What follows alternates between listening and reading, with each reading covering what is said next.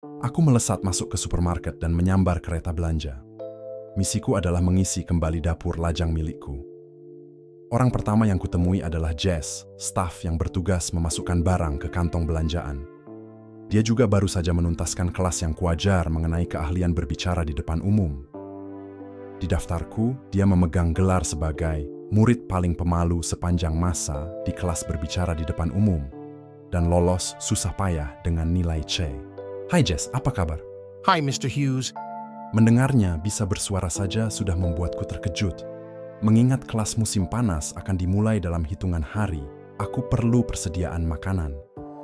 Usiaku ketika itu 26 tahun dan tinggal sendiri, masih menunggu kedatangan si dia, namun tanpa prospek apapun di hadapanku. Aku mengisi keretaku dengan berbagai macam makanan enak, lalu menuju bagian pizza beku.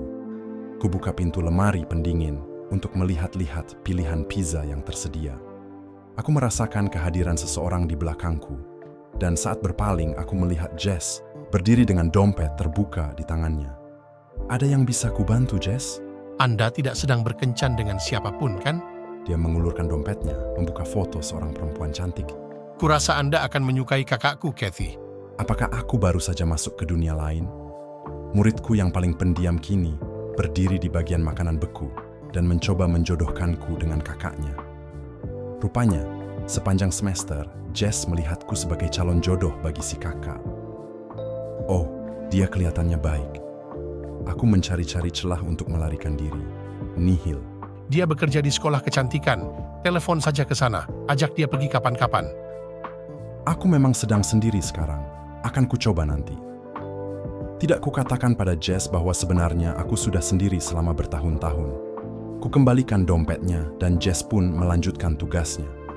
Aku menyelesaikan belanjaku dan membayar sambil meyakinkan Jess bahwa aku akan menghubungi kakaknya. Aku pulang ke apartemenku yang sepi dan menyantap makan malam pizza beku khas si lajang masih keheranan membayangkan Jess yang tiba-tiba bersuara sebagai seorang comblang. Ku cari nomor telepon sekolah kecantikan. Mungkin akan kuhubungi dia atau mungkin tidak. Meskipun aku cukup supel di antara murid-murid dan teman-temanku, kalau soal perempuan, aku sama kakunya dengan Jess.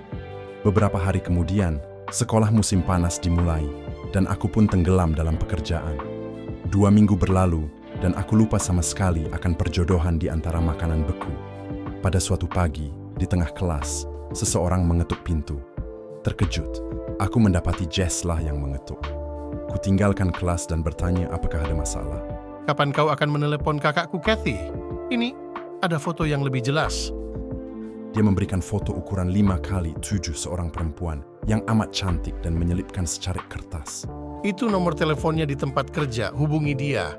Baiklah, ku kembalikan fotonya. Aku harus kembali ke kelas. Jess tidak tahan untuk tidak memohon satu kali lagi. Hubungi dia.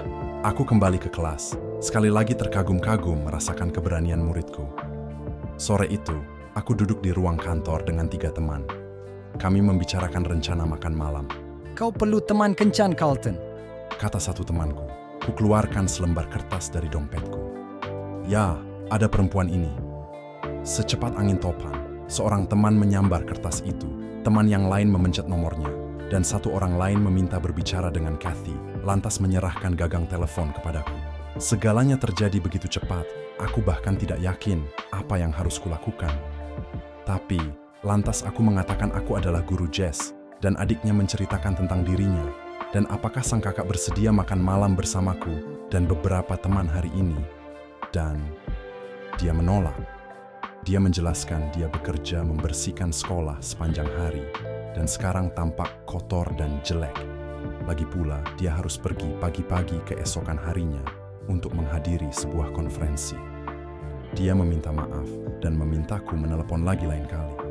Ketidakmujuranku dalam hal cinta terus berlanjut. 1 pekan berlalu dan sekali lagi aku menghadapi akhir pekan tanpa kencan. Ku keluarkan lagi selembar kertas dari dompetku. Kukumpulkan keberanian untuk menghubungi nomor tersebut dan meminta berbicara dengan Kathy. Kali ini dia bersedia dan kami pun bertemu di sebuah restoran esok malamnya. Kami mengobrol dan tertawa seolah-olah kami sudah saling mengenal selama bertahun-tahun. sebuah kencan berlanjut ke kencan berikutnya dan berikutnya. 3 tahun kemudian, Kathy menjadi istriku. Bagiku, sang dewa cinta turun dalam wujud pria muda pendiam di bagian makanan beku sebuah supermarket, membawa foto seorang perempuan cantik. Murid paling pemalu sepanjang masa di kelas berbicara di depan umum sekarang menjadi adik iparku. Meskipun bertanggung jawab atas salah satu hadiah terindah yang pernah kuterima dalam hidupku, Jess masih terus mengungkit-ungkit nilai C yang didapatnya. Dan begitulah, dunia ini memang disetir oleh pelajar bernilai C. Jess, si murid paling pemalu yang mendapatkan nilai C, ternyata adalah katalis yang membawa perubahan besar dalam hidup Carlton. Dari pertemuan di bagian makanan beku hingga pertemuan di restoran, ia mempertemukan Carlton dengan belahan jiwanya, Kathy. Meskipun awalnya ragu, akhirnya Carlton menemukan kebahagiaan yang tak terduga. Kini, setiap kali mereka berkumpul bersama, Carlton selalu mengingatkan Jess bahwa nilai akademis tidak selalu mencerminkan potensi seseorang dalam mengubah hidup orang lain. Dunia memang penuh kejutan, dan terkadang mereka datang dari tempat yang paling tak terduga.